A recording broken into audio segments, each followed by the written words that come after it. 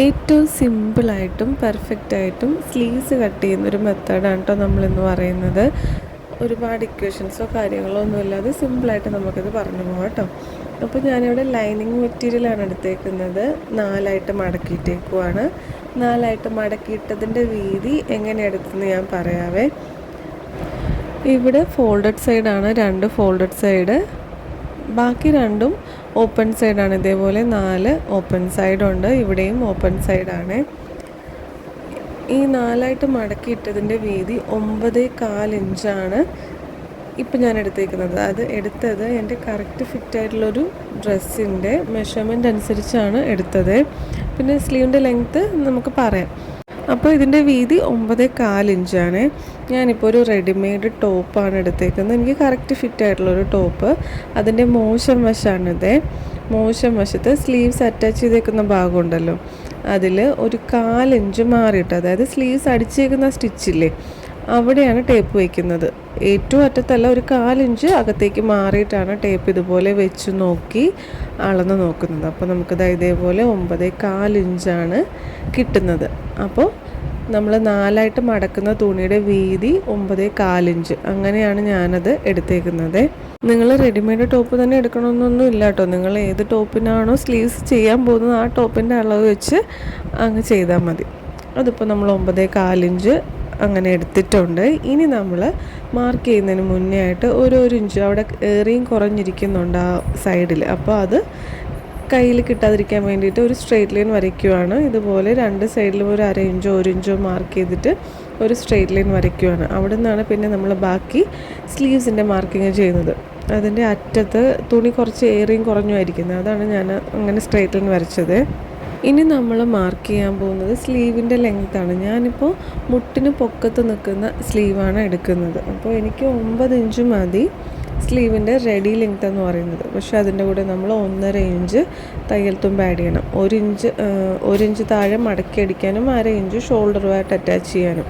അങ്ങനെ നമ്മൾ 10.5 ഇഞ്ചിലാണ് മാർക്ക് ചെയ്ത് കൊടുക്കുന്നത്.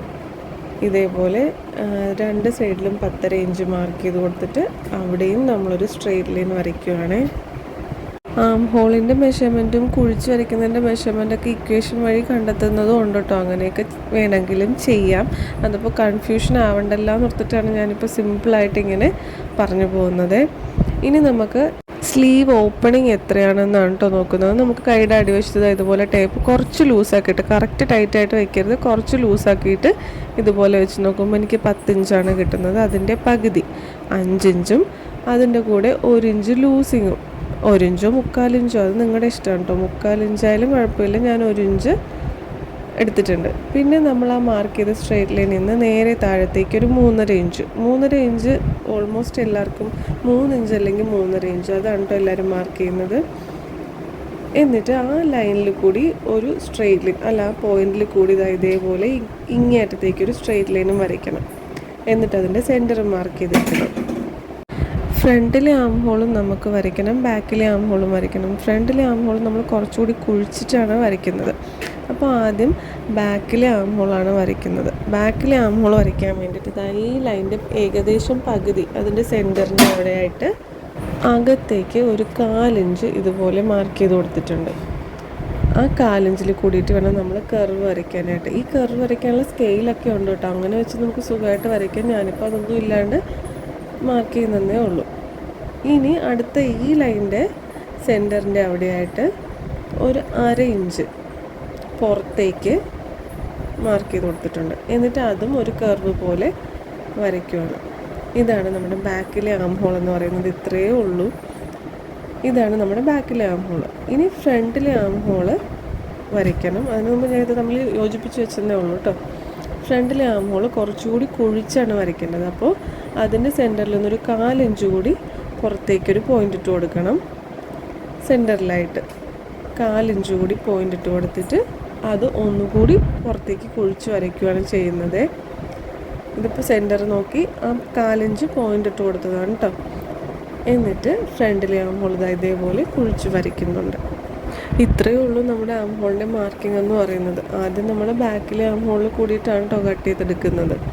അങ്ങനെ കട്ട് ചെയ്തെടുത്തിട്ട് സ്ലീവ്സ് നിവർത്തി വെച്ചിട്ടാണ് ഫ്രണ്ടിലെ ആം ഹോൾ മാത്രം കുറച്ച് ഇതുപോലെ ആ ഭാഗത്ത് കുഴിച്ച് വെട്ടി കൊടുക്കുന്നത്.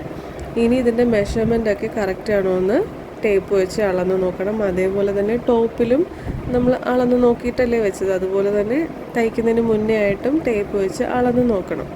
1/4 ഇഞ്ചിൻ്റെയൊക്കെ വ്യത്യാസം വരുവാണെങ്കിൽ വലിയ കുഴപ്പമില്ല. അല്ലാതെ നമ്മൾ ഒരുപാട് സ്ലീവ്സ് പിടിച്ച് വലിച്ച് വെച്ച് തുന്നില്ലേ, അങ്ങനെ തുന്നുമ്പോഴത്തേക്കുമാണ് ചുളിവ് വീഴുന്നത്. അങ്ങനെ തുന്നിയെന്നാൽ സ്ലീവ്സിലും ടോപ്പിലും ചുളിവ് വീഴും. അപ്പോൾ പിടിച്ച് വലിച്ച് വെച്ച് തുന്നാതെ ശ്രദ്ധിച്ചാൽ മതി, നമുക്ക് സ്ലീവ്സ് പെർഫെക്റ്റ് ആയിട്ട് കിട്ടും കേട്ടോ.